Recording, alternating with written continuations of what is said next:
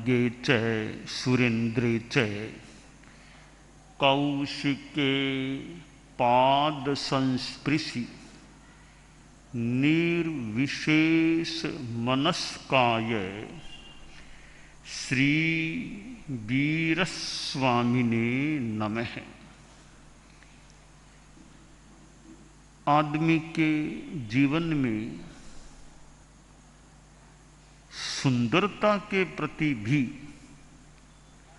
आकर्षण हो सकता है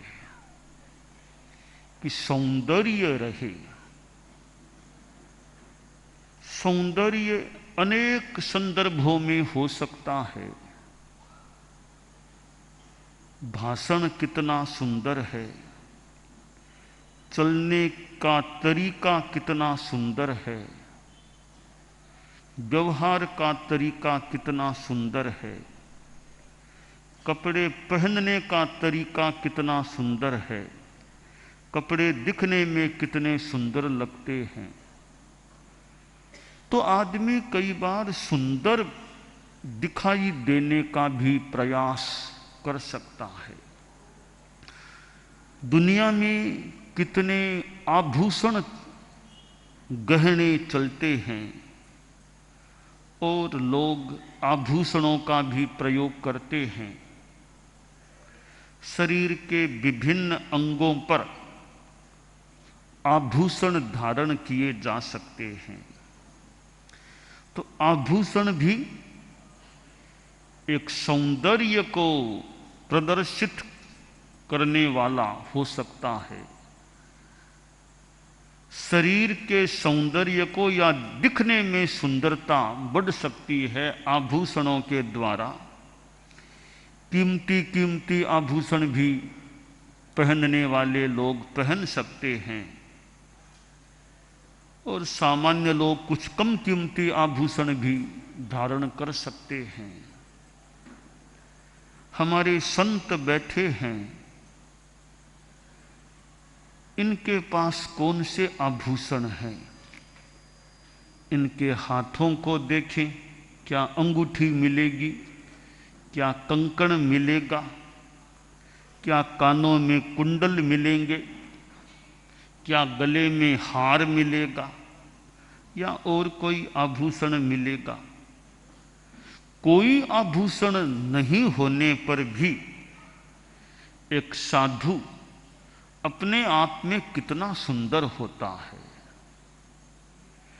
एक बाहर का सौंदर्य होता है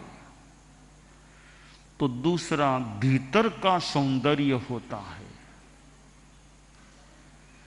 आभूषणों के प्रति एक सामान्य जनमानस में आकर्षण हो सकता है कि बढ़िया आभूषण खरीदें, मौके मौके पर कहीं फंक्शन आदि में कहीं जाना हो तो आभूषण पहन करके जाएं। यह आभूषणों के प्रति आकर्षण हो सकता है। हम आंतरिक सौंदर्य के संदर्भ में ध्यान दें कि मेरा भीतर का सौंदर्य वह कैसे बढ़े। चेहरा कितना सुंदर है इसका थोड़ा महत्व तो दुनिया में हो सकता है, पर मेरी दृष्टि में सामान्य चेहरा है तो भी हमारा काम चल सकेगा। बहुत बढ़िया चेहरा न भी हो कोई खास बात नहीं, और मैं तो सोचता हूँ बहुत बढ़िया चेहरा मिले ऐसी इच्छा भी नहीं करनी चाहिए। बहुत बढ़िया चेहरा मिल गया तो क्या होगा, है तो वो चमड़ी की चमड़ी या जो भी तत्व हैं वो ही हैं चेहरे में। और बहुत बढ़िया चेहरा हो गया तो क्या खास बात हुई। आखिर तो शरीर की स्थिति जो बनती है वो बनती है। जवानी में जो चेहरे का सौंदर्य दिखता था, एक समय आता है वार्धक्य आता है, किसी को न हो क्यों हो लकवाग्रस्त हो गया शरीर, अब वो चेहरे का सौंदर्य क्या काम, टेढ़ा मेढ़ा मुंह हो गया, अब वो सौंदर्य क्या कितना काम आएगा। तो सुंदरता न हो भले, स्वस्थता शरीर में है, सक्षमता शरीर में है, उसका ज्यादा महत्व है। अब जो भीतरी सौंदर्य की बात है, शरीर भले सुंदर हो न हो इतनी खास बात नहीं, हमारी चेतना सुंदर होनी चाहिए। जैसे हाथ है, हमारे शरीर का एक अवयव हाथ है, तो हाथ है, कहा गया दानेन पाणिर नतु कंकणेन, हाथ की सुंदरता कंकण पहनने से बढ़ सकती है, बढ़ जाए। तो कंकण से हाथ को सुंदर दिखाना कोई दमदार बात नहीं है। तो हाथ सुंदर कैसे बने, तो बताया गया हाथ की सुंदरता है दान दो, दान देने से हाथ सुंदर होगा। कंकण पहनना कोई खास बात नहीं, दान दो हाथ से, वो हाथ की आभूषितता और सुंदरता हो जाएगी। शरीर हाथ से आदमी दान देगी, दूसरों का दुख दूर हो जाए, वो दान देना वो हाथ की एक विभूषण की स्थिति है।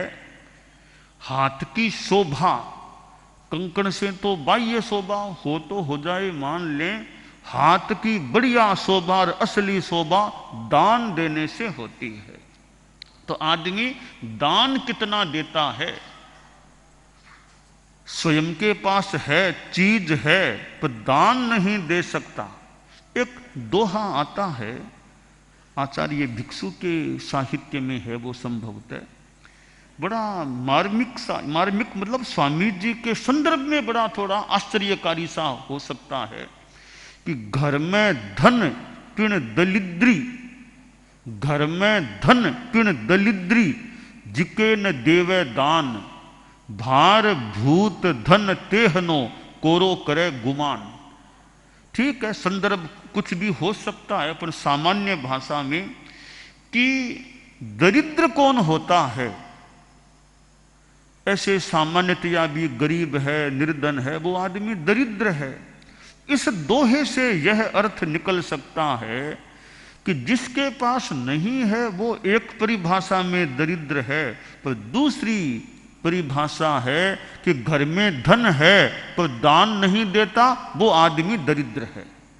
घर में धन होने पर भी दान नहीं देता, वो आदमी दरिद्र है।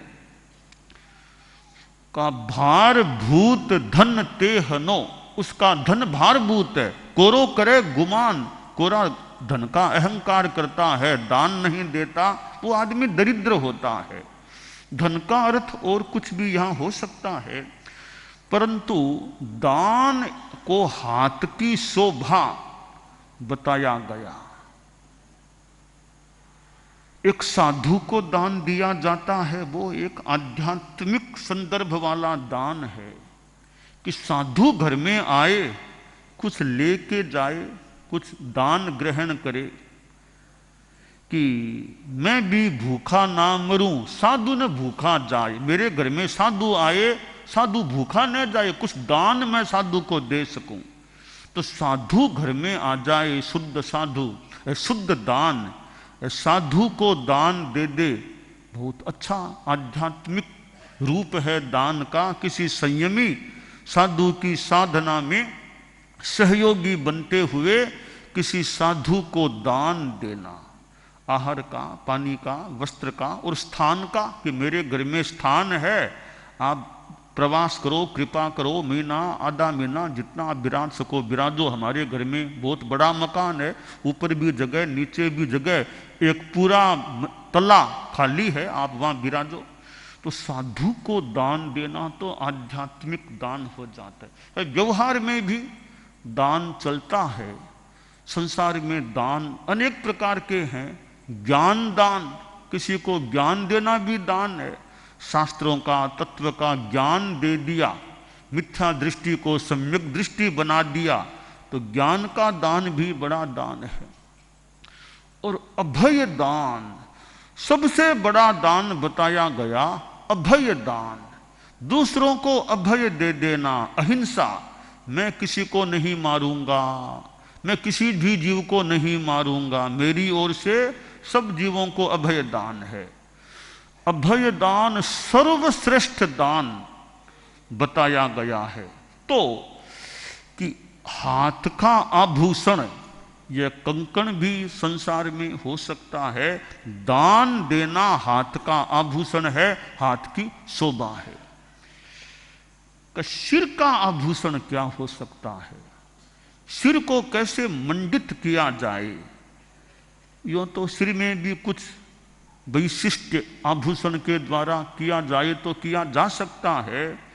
सिर का आभूषण बताया गया अपने धर्म गुरु के चरणों में प्रणाम करना, यह सिर का आभूषण है। अपने गुरुजन हैं उनके चरणों में सिर को नमाना, पूजनीय के चरणों में सिर को नमा देना, यह सिर का आभूषण है। हमारा यह मस्तक है, सिर है। जो स्वाभिमानी पुरुष होता है, स्वाभिमानी, हर किसी के सामने यह मस्तक नहीं झुका सकता। स्वाभिमानी आदमी है, बलवान है, हर किसी के सामने यह उत्तम अंग, यह हमारा उत्तम अंग है, यह उत्तम अंग हर किसी के सामने नहीं झुकता।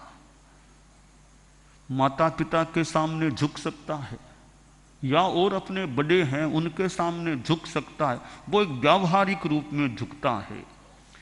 पर जहाँ कोई स्वाभिमान संबंधी बात हो, आदमी सीधा खड़ा रहेगा, तो हाथ भी यों करके कि मैं तो हाथ जोड़ूंगा और मैं मस्तक झुकाऊंगा, मेरा स्वाभिमान है, मैं क्यों आपके सामने मस्तक झुकाऊं। परंतु एक त्यागी साधु, त्यागी गुरु सामने होते हैं तो जो स्वाभिमानी कहलाने वाला आदमी, राजा, ऐश्वर्य संपन्न आदमी, उसका भी मस्तक साधु के सामने झुक जाता है। और कहा तो यहां तक गया है कि धर्म में रमण करने वाला व्यक्ति है तो मनुष्य क्या देवता भी उसके सामने प्रणत हो जाते हैं। जो आदमी धर्म की साधु लोग जैसे धर्म की साधना में लीन हैं, देवता भी उनको नमस्कार कर लेते हैं। तो सिर का आभूषण क्या है?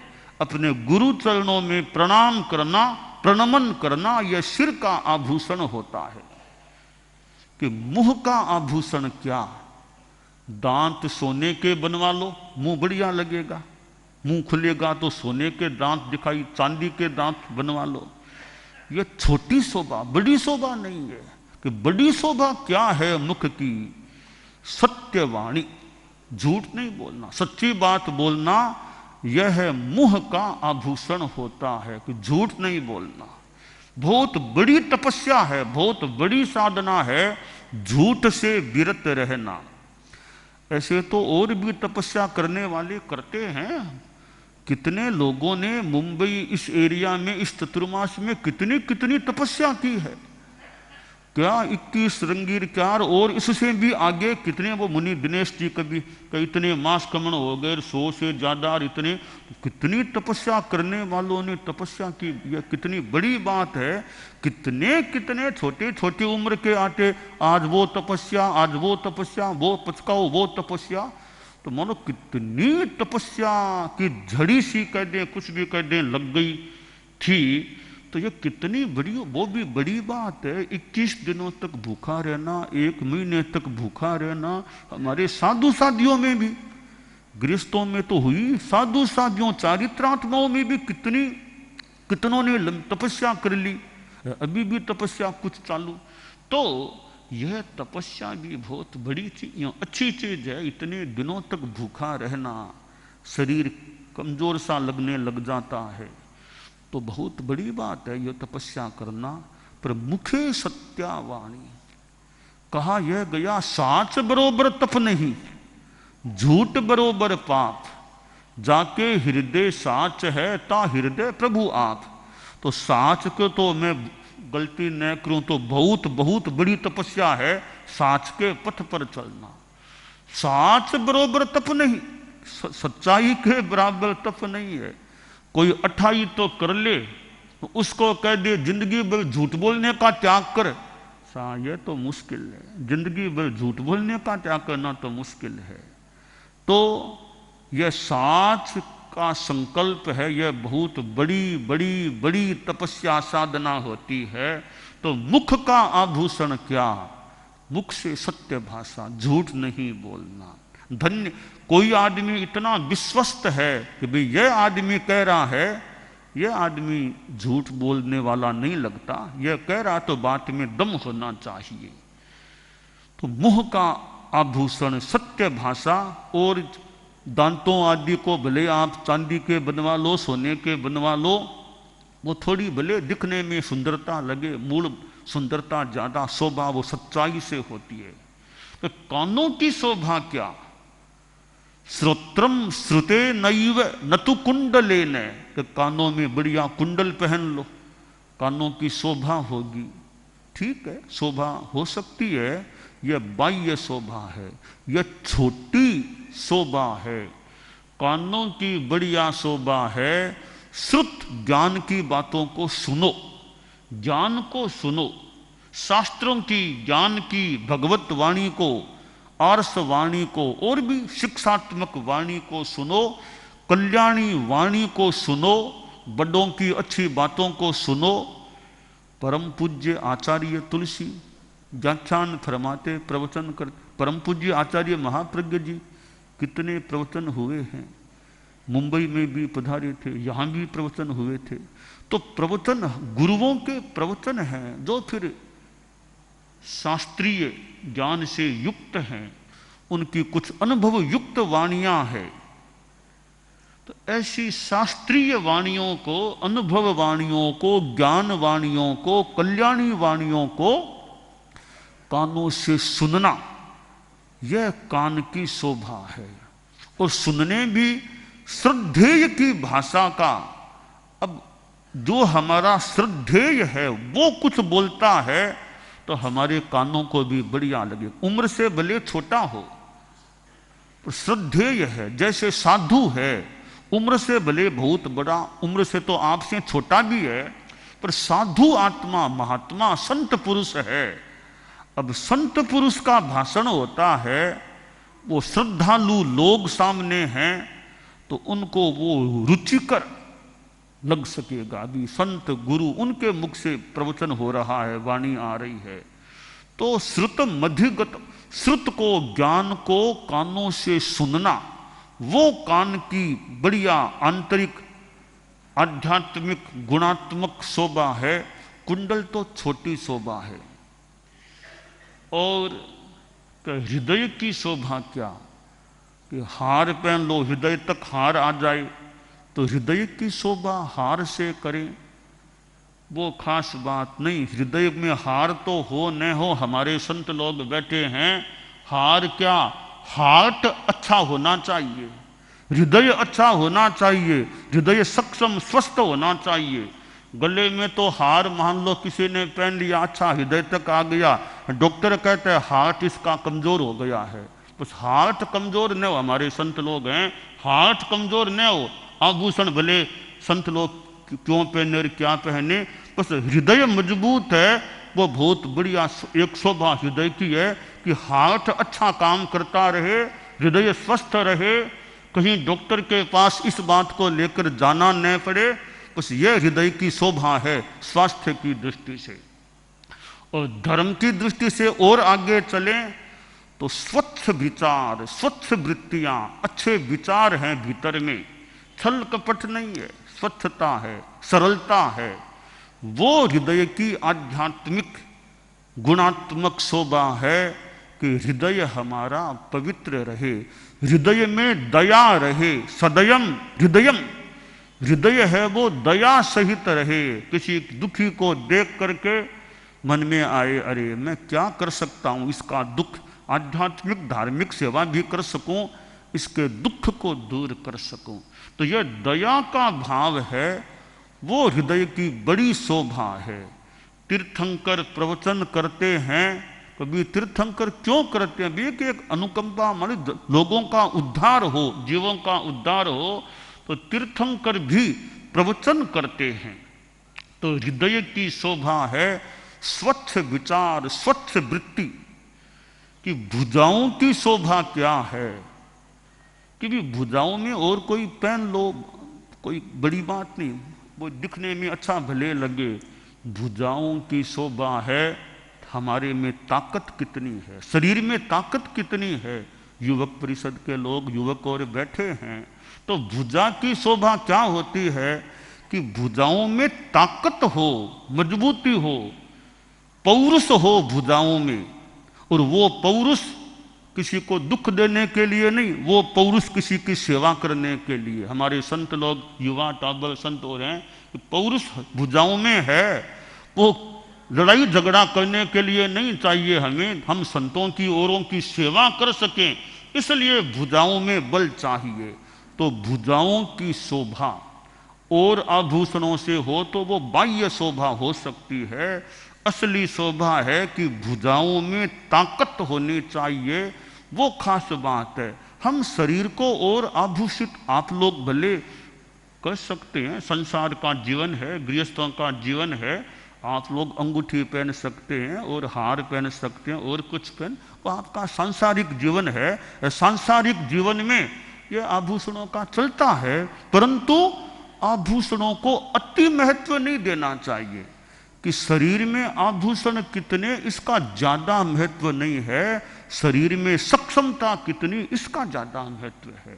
शरीर की सुंदरता कितनी इसका ज्यादा मूल्य नहीं है, किंतु शरीर में सबलता कितनी है उसका ज्यादा महत्व है। तो शरीर सुंदर भले ज्यादा न मिले, शरीर हमारे संतों का सबल अच्छा रहे, सक्षम रहे, खूब काम कर सके, सेवा कर सके, ऐसा शरीर रहे। तो यह जो बाह्य शोभा है, किसी के पास और पैसा नहीं, इतना पैसा नहीं कि वो आभूषणों को खरीद सके, तो भले मत खरीद सको। ये जो आभूषण है कि हाथ से दान देने की भावना, बस कंकण भले आप मत पहनो, कोई बड़ी, मैंने कहा ना संत लोग हैं, कहाँ इनके हाथ में कंकण मिलेगा और कहाँ आप देख लो क्या क्या कुंडल मिलेगा, इस उनके बिना भी आदमी अच्छा लग सकता है। गुरुदेव तुलसी विराजमान होते, कहाँ उनके गले में हार होता था, कहाँ उनके हाथों में अंगुलियों में अंगूठियाँ थी, विराजमान होते, उनके तो संभवतः कोई पुण्य का योग था कि सहज शरीर सुंदर था। कानों की छटा निराली, आंखें इमरत की प्याली, कानों की छटा निराली, आंखें इमरत की,